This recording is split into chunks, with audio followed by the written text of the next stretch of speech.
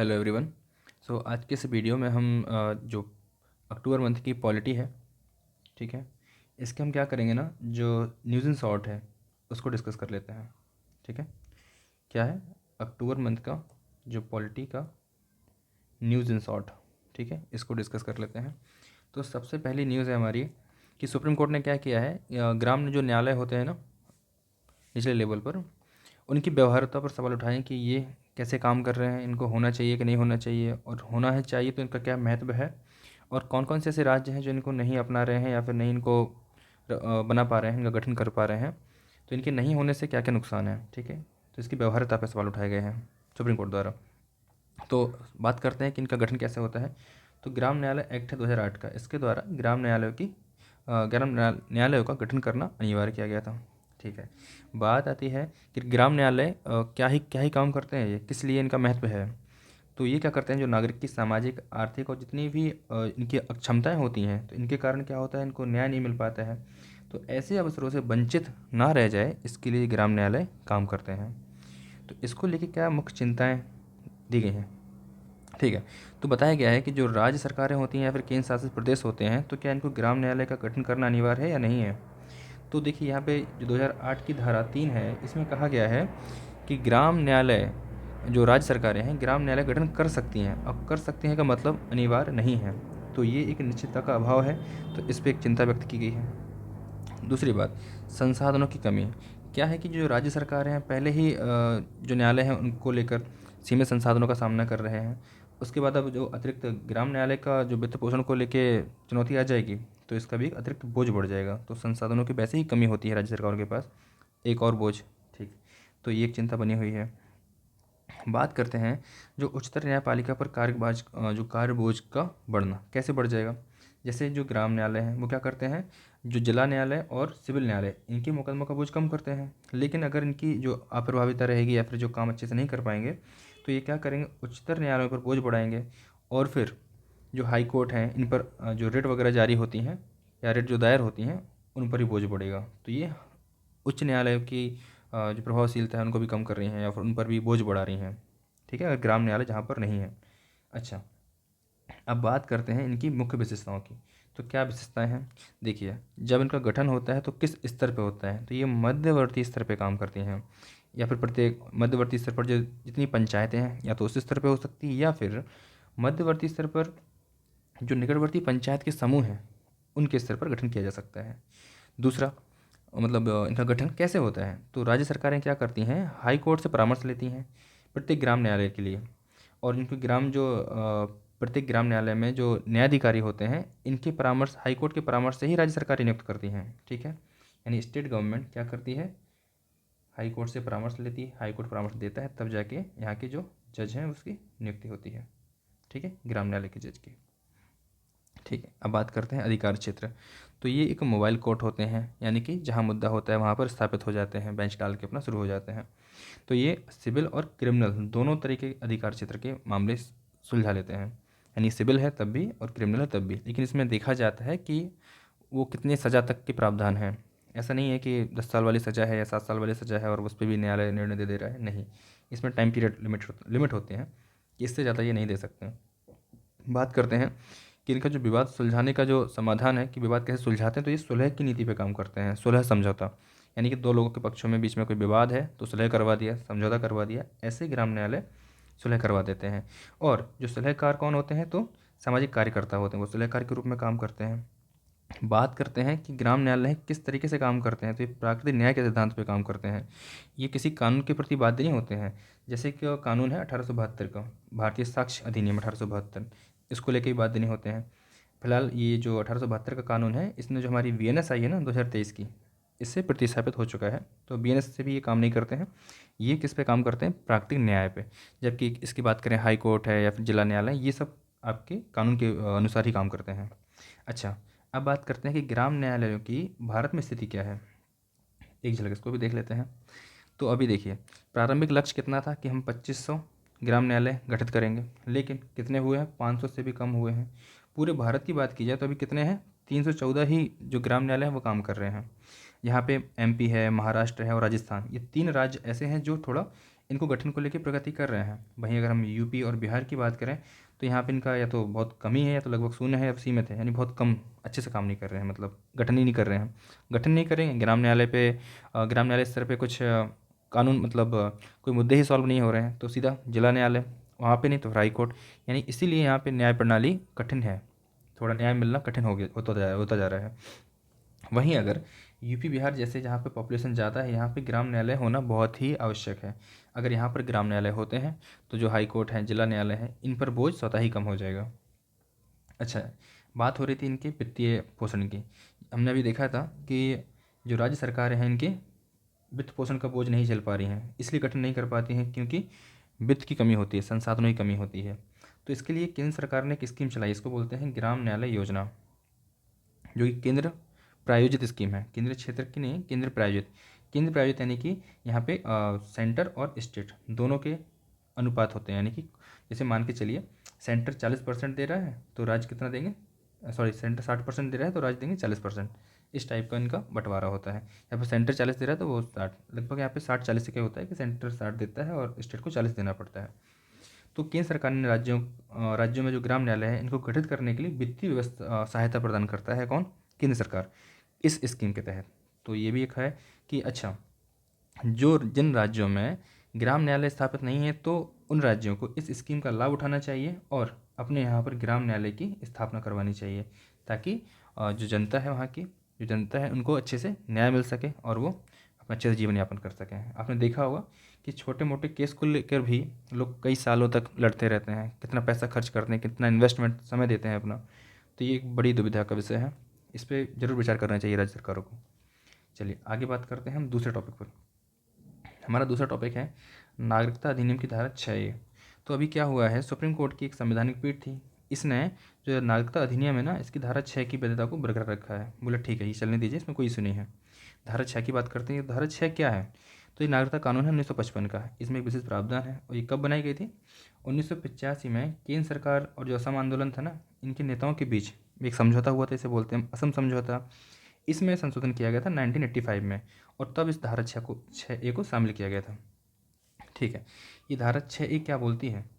धारा 6 कहती है कि 1 जनवरी 1966 से 24 मार्च 1971 इसके बीच में जो पूर्वी पाकिस्तान, यानी कि उसमें बांग्लादेश, आज बांग्लादेश है, उसमें पूर्वी पाकिस्तान था, तो 1 जनवरी 1966 से 24 मार्च 1971 के बीच में जो लोग बांग्लादेश से भारत में प्रवेश किए थे, असम में प्रवेश किए थे, तो वो लोग तो आ गए थे। ठीक है, तो पहले उनको विदेशी घोषित किया जाए। ठीक, और उस तारीख से जब जब उन्हें विदेशी घोषित किया जाएगा तब से लेकर 10 वर्ष तक, 10 वर्ष किया तो बाद, ठीक है, 10 वर्ष के बाद इनको भारत की नागरिकता देनी चाहिए, क्योंकि वो बंटवारा हो रहा था के हिसाब से। तो ये मान लिया गया ठीक है, वहाँ से अगर आते हैं तो ये भारत में ही शामिल मान लिए जाएंगे, ऐसा समझौता हो गया था। तो क्योंकि काफ़ी संख्या में लोग आए थे तो उनको नागरिकता देने का प्रावधान हो गया था कि हाँ ठीक है, नागरिकता दे देंगे। ठीक है, अब मुद्दा क्या है इसमें? अब सुप्रीम कोर्ट ने अच्छा क्या फैसला दिया है, इसकी बात करते हैं। तो सुप्रीम कोर्ट ने कहा है कि जो धारा 6A जोड़ना है ना, तो ये संसद की अपनी क्षमता है, उनका अपना फैसला है, उसका एक अधिकार है, तो संसद जोड़ सकती है, इसमें कोई इशू नहीं है।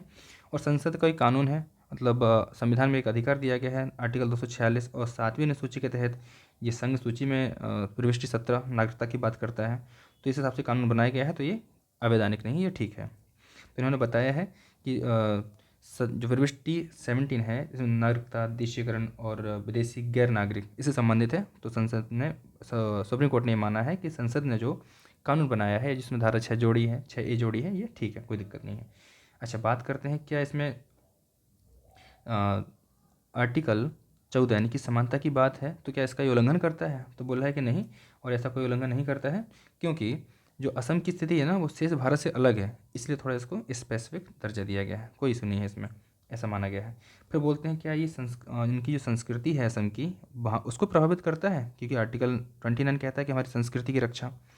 तो इस बात का कुछ साक्ष्य भी नहीं मिला है कि इनकी संस्कृति, जो सांस्कृतिक अधिकार हैं, उनको नुकसान पहुँचाया गया है, तो इस बात का भी खंडन हो जाता है।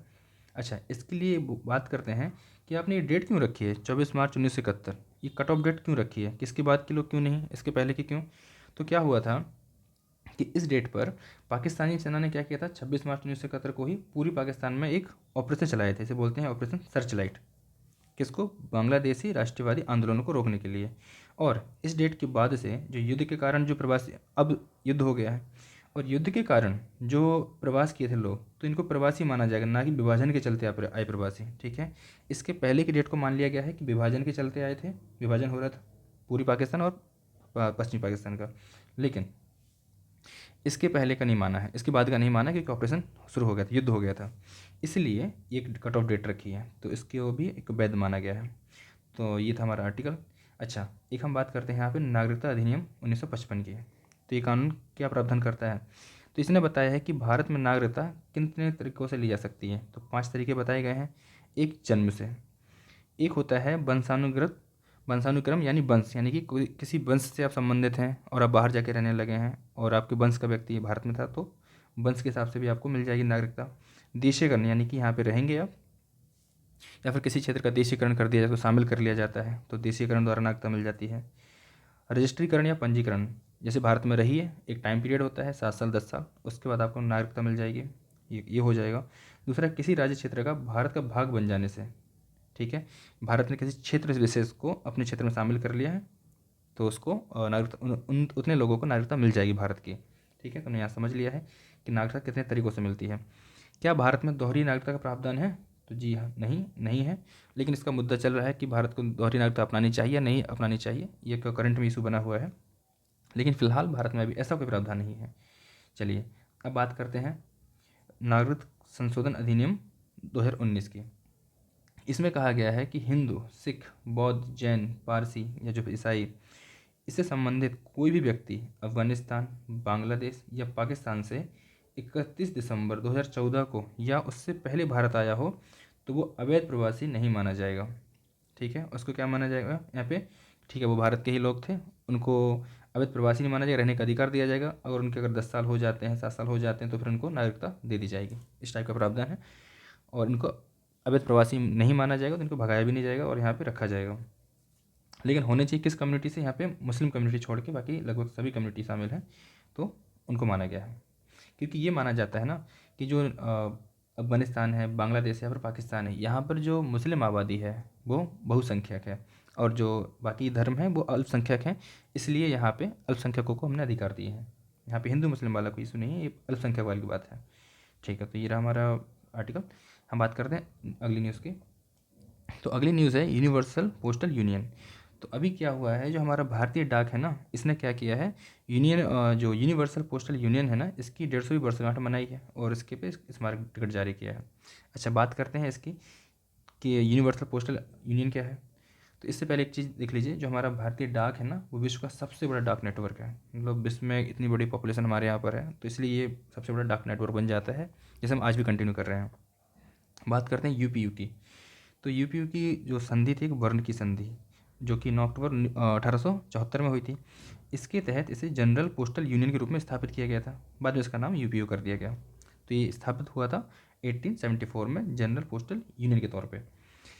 यूपीयू जो है अंतर्राष्ट्रीय दूरसंचार संघ आईटीयू के बाद दूसरा सबसे पुराना अंतर्राष्ट्रीय संगठन है, क्योंकि आईटीयू की स्थापना कब हुई थी? 1865 में हुई थी और इसकी स्थापना 1874 में, तो ये पहले आ जाएगा आईटीयू।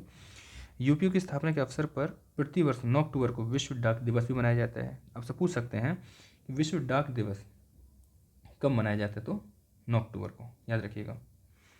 अच्छा, बात करते हैं इसकी यूपीयू का मुख्यालय कहाँ पर है? तो स्विट्जरलैंड बर्न में है। कितने सदस्य देश हैं? 192 हैं। आईटीयू में शायद 193 है और भारत इसके सबसे पुराने मेंबर में शामिल रहा है। यूपी क्या भारत संयुक्त राष्ट्र की एक विशेष एजेंसी है? तो यूपीयू क्या है? एक संयुक्त राष्ट्र की विशेष एजेंसी के रूप में भी काम करती है। ठीक है, याद रखिएगा, कई बार स्टेटमेंट बना के पूछ लिया जाता है एग्जाम में। अगली न्यूज़ है हमारी अंतर्राष्ट्रीय दूरसंचार संघ, इसको देख लेते हैं। जो आईटीयू हम पढ़े रहे थे उसी के बारे में। तो इसने क्या किया है, जो विश्व दूरसंचार मानकीकरण सभा है WTSA, इसकी 2014 में एक सभा आयोजित हो रही है नई दिल्ली में, इसका मीटिंग लगी हुई है। तो किसने आयोजित करवाई है? आईटीयू ने करवाई है। ठीक है, WTSA जो है अंतर्राष्ट्रीय दूरसंचार संघ के मानकीकरण का कार्य और के लिए शासी सम्मेलन है। ये इसका एक मानक तय करता है आईटीयू का, WTSA, इसलिए सभा लगती है और प्रत्येक 4 वर्षों में आयोजित की जाती है। 2024 का यह सम्मेलन आईटीयू WTSA का भारत और एशिया प्रशांत में आयोजित पहला सम्मेलन, यानी कि इस रीजन में आयोजित होने वाला ये पहला सम्मेलन है। ठीक है, इस तरीके से याद, इसलिए इम्पोर्टेंट है। अगर एग्जाम में पूछेगा तो इसीलिए पूछेगा क्योंकि ये भारत और एशिया प्रशांत के लिए पहला आयोजित सम्मेलन है। ठीक है, क्योंकि प्रत्येक 4 वर्ष में होता है तो इसलिए कम सम्मेलन ही होते हैं इसके। इसकी उत्पत्ति की बात करें तो हमने देख लिया था 1865 में इसकी उत्पत्ति होती है। पेरिस में हस्ताक्षरित हुआ था। प्रथम अंतर्राष्ट्रीय टेलीग्राफ अभिसमय से अंतर्राष्ट्रीय टेलीग्राफ संघ की स्थापना हुई थी। इसका पहले नाम क्या था? अंतर्राष्ट्रीय टेलीग्राफ अभिसमय, और इससे बना था ये अंतर्राष्ट्रीय टेलीग्राफ संघ। ठीक, ये अभिसमय था एक, इस साथ में इसकी स्थापना हो गई थी अंतर्राष्ट्रीय टेलीग्राफ संघ की। बाद में इसका नाम बदल कर दिया गया है अंतर्राष्ट्रीय दूरसंचार संघ। टेलीग्राफ से नाम बदल के दूरसंचार कर दिया गया, ITU। अच्छा, ये इसकी बात करें कि आज इसकी भूमिका क्या है हमारे लिए, तो ये संयुक्त राष्ट्र की ये भी विशेष एजेंसी है। देखिए, UPU भी है, ITU भी है। ठीक है, इस तरीके की ये संयुक्त राष्ट्र की विशेष एजेंसियां हैं, जैसे WMO वगैरह होते हैं, IMO होते हैं। तो इसी तरह की ये भी एक एजेंसी है। सभी के लिए क्या करते हैं, ये बेहतर भविष्य सुनिश्चित करने के लिए क्या करेंगे? नवाचार का उपयोग करने के लिए बात करते हैं। कहते हैं इनोवेशन अपनाइए, इनोवेशन लेके आइए, हर चीज़ में, डिजिटल क्षेत्र में लेके आइए, इस तरीके से। और सभी को दूरसंचार नेटवर्क से जोड़ने की बात करते हैं। तो ये इनकी इतनी बड़ी भूमिका है। मैंने बताया था यहाँ पे कि 193 देश शामिल हैं, और इसका जो मुख्यालय है वो जिनेवा, स्विट्ज़रलैंड। देखिए, दोनों का ही मुख्यालय स्विट्ज़रलैंड में है, लेकिन इसका है ITU का, वो है जिनेवा में, और उसका है बर्न में। जिनेवा में एक मुख्यालय और भी है, शायद WTO। ठीक है, तो इस तरीके से हमें ये भी चीज़ याद करते रहेंगे कि कौन कौन से जो संगठन हैं जिनके मुख्यालय जिनेवा या फिर ऐसी जगह हैं जो में काफ़ी फेमस रहते हैं बार बार, जैसे न्यूयॉर्क या जिनेवा। जिनेवा में बहुत ज़्यादा ही संगठनों के मुख्यालय देखने को मिलेंगे लगभग। ठीक है, तो ये देखते रहेंगे हम बार बार। तो इस तरीके से हमने ये जो सुर्खियाँ थी पॉलिटी की अक्टूबर मंथ की, तो हमने ख़त्म कर ली हैं। ठीक है, मिलते हैं फिर नेक्स्ट वीडियो में दूसरे ऐसे ही किसी टॉपिक के साथ। तब तक के लिए धन्यवाद।